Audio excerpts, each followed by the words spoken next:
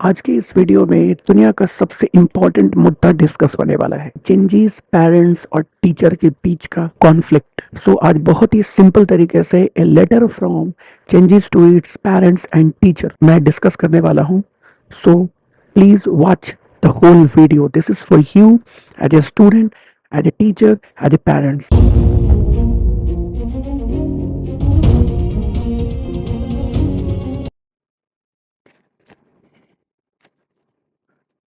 Hello दोस्तों, जैसा कि आप देख पा रहे हो, आज मेरे हाथ में कुछ पेपर्स।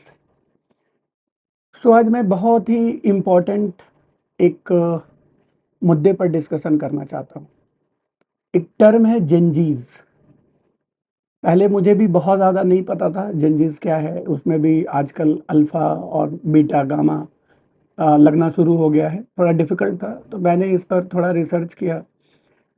तो एक्चुअली जेनजीज उन लोगों को बोला जा रहा है जो एक्चुअली डिजिटल युग के फर्स्ट गवाही रह चुके हैं। गवाही इन द सेंस उनकी पूरी तरह से वो डिजिटल युग में पैदा हुए हैं, सोचने समझना शुरू किए हैं। जो कि यूजुअली बोला जाता है, अगर हम पूरे वर्ल्ड वाइड को एक्सेप्ट करें तो यूजुअली बोला जाता है 1997 से 2012 के बीच में जो पैदा हुए हैं वो जेनजीज हो गए। 2012 के बाद जो पैदा हुए फिर वो अलग है। तो आज ये बहुत ज़रूरी है कि हम लोग बीइंग जो 80s में पैदा हुए हैं या फिर वो लोग जो 70s में जो आज पेरेंट्स हैं, वो अपने बच्चों को समझें। क्योंकि हर समय जैसे अगर कोई आप में से कुछ लोग अगर बाय द वे 60s में जन्मे होंगे या 70s में जन्मे होंगे तो वो आप डिफरेंट होंगे जो 40s और 50s में जन्मे थे। ठीक उसी तरह से जो लेट 90s और 2000 में जन्मे हैं वो हमसे डिफरेंट है। दूसरा कि वो क्योंकि ये डिजिटल युग में पले बड़े हैं, इनकी परवरिश देखते के साथ, उठते के साथ, जन्मते के साथ इनको कहीं न कहीं डिजिटली चीज़ों चारों तरफ देखने को मिल रहा है। टीवी, इंटरनेट, फिर बाद में फ़ोन, ये सब धड़ल्ले से वो देखने को मिल रहा है। तो इनका प्रोसेसिंग का जो तरीका है ना, वो हमारे से बहुत फ़ास्ट है। तो इनके अपने कुछ चैलेंजेज़ हैं। तो मैंने अपने करियर में जितना, और क्योंकि मैं बच्चों से हमेशा इंटरैक्ट करता रहता हूँ, तो बच्चों से मैं जितना सीखता हूँ, उनसे बात करके जो उनके चैलेंजेस जो मुझे पता चले हैं, आज मैं उसी को मैंने नोट किया और एक लेटर के फॉर्म में लिखा कि ये जो जेनजीज बच्चे हैं, ये अपने पेरेंट्स से और इवन शिक्षकों से, टीचर से क्या डिमांड रखते हैं, क्या आशाएं रखते हैं, वो मैं आज आपसे डिस्कस करने जा रहा हूँ। सो मैं ये लेटर देख के ही डिस्कस करूँगा, क्योंकि जो शब्दों का चयन जो है ना वो सही तरीके से हो सके, बीच में मैं इधर-उधर भटक ना जाऊँ इसलिए। सो क्योंकि ये लेटर है तो इसको लेटर के जैसा पढ़ने की कोशिश करता हूँ।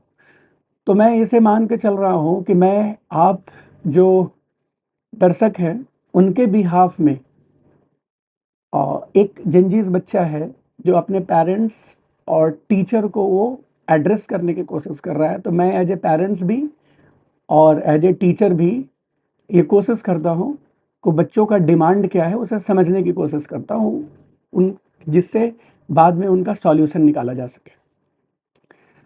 सो आज का हमारा जो शीर्षक है, dear parents please listen, a letter from Gen Z's child. प्रिय माँ-पापा और मेरे शिक्षकों को सादर प्रणाम। मैं ये पत्र गुस्से में नहीं, बल्कि ज़रूरत में लिख रहा हूँ। इसलिए नहीं कि मैं आपसे नाराज़ हूँ, बल्कि मैं ये चाहता हूँ कि आप मुझे कम से कम एक बार सुनो। आप मुझे उसी नन्हे बच्चे के रूप में याद करते रहते होगे, जो जिज्ञासु था, सपनों में भरा हुआ महसूस हँसमुख था। लेकिन आज मैं एक ऐसे दौर में बड़ा हो रहा हूँ जो आपके समय से बहुत ही अलग है, बहुत ही डिफरेंट। आपने हमेशा कहा, अच्छे नंबर लाओ, कड़ी मेहनत करो, ज़िंदगी सुलझ जाएगी। लेकिन आज की दुनिया में ये फ़ॉर्मूला पूरी तरीके से काम नहीं करता। डिग्रियाँ रोज़गार की गारंटी नहीं देती हैं। अंक आत्मसम्मान का पैमाना नहीं है और तनाव तो जैसे हमारी दिनचर्या का एक हिस्सा बन गया है। ये बहुत ही कटाक्ष है हमारे ऊपर और हम किस तरीके से अपने बच्चों को देख रहे हैं उसके ऊपर। फिर से मैं दोहरा रहा हूँ और तनाव तो ऐसा जैसे हमारी दिनचर्या का हिस्सा बन गया है। अब ये क्यों है, ये आगे मैं डिस्कस करूँगा, पहले मैं ये लेटर को कंप्लीट कर लूँ। आप कहते हैं हर वक़्त फ़ोन में घुसे रहते हो। हाँ, मैं फ़ोन में हूँ, पर क्यों? कभी आपने जानने की कोशिश की?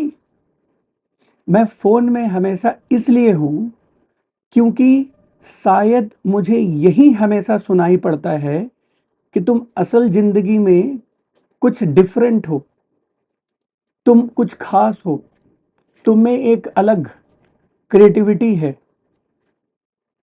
तो असल ज़िंदगी में कोई नहीं कहता। यानी जो इंटरनेट पर इनको एक पॉजिटिव फीडबैक मिलता है, कहने का मतलब ये है कि इंटरनेट पर जो इनको पॉजिटिव फीडबैक मिलता है, शायद असल ज़िंदगी में हम पेरेंट्स या टीचर उस तरीके से उसे पॉजिटिव फीडबैक नहीं दे पाते हैं, उसको पॉजिटिव तरीके से नहीं ले पाते। फिर बकौल इस लेटर, मुझे पता है कि आप मुझसे प्यार करते हैं, बहुत प्यार करते हैं, लेकिन कभी-कभी आपका प्यार एक शर्त की तरह लगता है। बहुत ज़रूरी पॉइंट लिखा है बच्चे ने। कभी-कभी आपका प्यार एक शर्त की तरह लगता है। इंजीनियर बनो, सरकारी नौकरी करो, ज़्यादा मत सोचो, बस करो, बड़ों से सवाल मत करो। फेल होना तो मना ही है बिल्कुल। ये भी एक बहुत इम्पोर्टेंट पॉइंट है। फेल होना तो मना है। मतलब पेरेंट्स और टीचर चाहते हैं कि बच्चे बिल्कुल ही फेल ना हो, हमेशा टॉप पर रहे। सो उनकी एक बहुत बड़ी शिकायत है, फेल होना तो मना ही है, बिल्कुल। अगर मैं फेल हो गया, तो क्या आप मेरा हाथ थामोगे? मैं अपनी बात कहना चाहता हूँ, पर जब भी मुँह खोलता हूँ, तो सुनने के बजाय फैसले सुना दिए जाते हैं। मेरा तो हमारा तो कोई सुनता ही नहीं। शायद यही फ़र्क है आपके समय और मेरे समय में। तो मेरी आपसे कुछ छोटी-सी उम्मीदें हैं। मेरी आपकी एक छोटी-सी उम्मीदें हैं। मुझे अपनी तरह मत बनाओ। मुझे मेरी तरह बनने दो, मुझे मेरी तरह जीने दो। मेरी रुचियों को समझो, इवन वो तरीके थोड़े डिफरेंट हैं, बट मैं जो करना चाहता हूँ उसे एक बार करने तो दो। मुझे गिरने दो और फिर उठने में मेरी मदद करो। यानी बच्चा फेल होने से नहीं डर रहा है, एक फियरलेस एटीट्यूड है बच्चे में। मेरी बात बिना टोके सुनो और कभी-कभी बस इतना कह दो कि मैं तुम्हारे साथ हूँ। बस कभी-कभी इतना कह दो कि मैं तुम्हारे साथ हूँ। दुनिया बदल रही है। अब पालन-पोषण और शिक्षा का तरीका भी बदलना चाहिए। बिल्कुल, बहुत ही जायज़ माँग है बच्चों का। फिर इस लेटर के अनुसार चले, हम आलसी नहीं हैं, हम बस काफ़ी कुछ झेल रहे हैं। बिल्कुल, मैं इस बात से एग्री करता हूँ कि बच्चे आलसी नहीं हैं, लेकिन हाँ, झेल रहे हैं। चलिए अभी लेटर को कंटिन्यू करते हैं, फिर इस पर डिस्कशन करेंगे। तो अगली बार जब मैं चुप रहूँ या चिड़चिड़ा दिखूँ या गुस्से में बोलूँ, तो डाँटने से पहले थोड़ा रुको, हमसे पूछो और हमें समझने की कोशिश करो। कभी-कभी एक छोटा-सा यही बोल दो कि मैं तुम्हें समझता हूँ। इससे हमारी पूरी ज़िंदगी बदल सकती है। बिल्कुल एग्री करता हूँ। आपका बेटा या बेटी या छात्र, बस एक इंसान जो इस उलझी हुई दुनिया में अपना अपना रास्ता ढूँढ रहा है। सो एक बहुत ही अ, क्या कहूँ, जेन्युइन डिमांड है बच्चों का, और हमें ये जेनज़ीज़ बच्चों को एज़ ए पेरेंट्स और एज़ ए टीचर थोड़ा समझना पड़ेगा। और वैसा इसलिए भी है कि हम लोग जो 80s और 70s या वो इवन उसके पहले जो पैदा हुए हैं, हमारे पास इन्फॉर्मेशन जो मिलता था वो सिर्फ लोकल लेवल पर था। हम अपने फैमिली, पड़ोसी या दोस्त से जो मिलते थे, उनसे जो इन्फॉर्मेशन मिलता था, या कभी-कभी न्यूज़पेपर या दूरदर्शन वगैरह देख लेते थे, उससे जो इन्फॉर्मेशन मिलता था सिर्फ उसी को प्रोसेस करते थे। लेकिन जो जेनज़ीज़ बच्चे हैं, जो इंटरनेट के दुनिया में सामना इनका बचपन का शुरुआती इंटरनेट के दुनिया से हुआ है, ये तो इन्फॉर्मेशन के बाढ़ में जी रहे हैं। इनको हर दिन हज़ारों, मतलब जितने शब्द में भी हम लोग 1 महीने में सुनने को मिलता था, आज के बच्चों को वो चीज़ इवन 1 घंटे और आधे घंटे में मिल जाते हैं। तो ज़ाहिर-सी बात है, थोड़ा-सा हम लोगों को ये समझना होगा कि उनका जो प्रोसेस करने की कैपेबिलिटी है, और क्योंकि ये जस्ट हमारे बाद के जनरेशन है, तो उनका स्पीड उस लेवल में डेवलप नहीं हो पाया। हो सकता है जो 2025, 2030 के बाद के जो बच्चे हों, तब तक उनका दिमाग भी रिलेटिवली सुपर कंप्यूटर जैसा हो जाए, और उनका जो प्रोसेस करने का जो स्पीड है, वो बहुत अच्छा हो जाए, तो उनकी वो शिकायत नहीं रहेगी। लेकिन ये जो जेनज़ीज़ बच्चे हैं, 1997 से 2012 वाले जो बच्चे हैं, जो इस बीच में पैदा हुए हैं, रियली थोड़ा ये स्ट्रगल कर रहे हैं। तो हम लोग क्या कर सकते हैं? हम लोग को बेसिकली हमारा क्या, बीइंग ए पेरेंट्स और बीइंग ए टीचर, हमारा क्या इम्पोर्टेंट रोल है? तो इम्पोर्टेंट रोल ये है कि अपने बच्चों को थोड़ा-सा समझना। जैसे जो बच्चों का जो डिमांड है, जो उसने अपने लेटर में ये जो कहा है, थोड़ा-सा उसे समझने देना होगा, उसे फ़ेल करने देना होगा, क्योंकि अ, वो भी उतना डीएनए और उतनी तरीके से अभी वो डेवलप नहीं हो पाए हैं कि ऑल ऑफ द सडन इतना फ़ास्ट पेस में। जैसे देखिए, ऑल ऑफ द सडन मेरे दिमाग में एक ये आ रहा है, किसी ने कहा था कि जिस रिस्पेक्ट में डिजिटल दुनिया चेंज हो रहा है, जिस तरीके से फ़ास्ट ये डिजिटल दुनिया चल रहा है, अगर उस तरीके से मैकेनिकल दुनिया भी अगर फ़ास्ट ग्रो कर रहा होता ना, तो आज हम ऐसे वर्ल्ड में होते हैं जब सबके पास ऐसा कार, ऐसा गाड़ियाँ, ऐसे एरोप्लेन्स होते कि सुबह निकले, चाँद पर गए, लंच किए, डिनर किए, और उसके बाद आधा घंटे, घंटे में लौट के आ गए। कहने का मतलब ये है कि डिजिटल वर्ल्ड बहुत ही फ़ास्ट। जो बच्चे कंप्यूटर साइंस और ये सब लेते हैं, उनको हमेशा, वो तो 4 साल इंजीनियरिंग करते ही हैं, बाद में जब कंपनी में काम कर रहे होते हैं, तो उनको हमेशा रेगुलर सीखना पड़ता है, विथ रिस्पेक्ट टू वो बच्चे जो कोर इंजीनियरिंग लेते हैं। वहाँ पर इनोवेशन उस रफ्तार से नहीं हो रही है। तो ओवरऑल मुझे लगता है कि इनका जो माँग है वो जेन्युइन है, और हम लोग को समझना चाहिए। और इस पर मैं कुछ और एनालिसिस लेके आऊँगा, क्योंकि आज तो मैं जस्ट ये बच्चे का जो लेटर है वो मैंने सुना, बीइंग ए पेरेंट और ए टीचर। फिर इस पर मैं पेरेंट्स और टीचर का जो पक्ष है वो भी रखना चाहूँगा।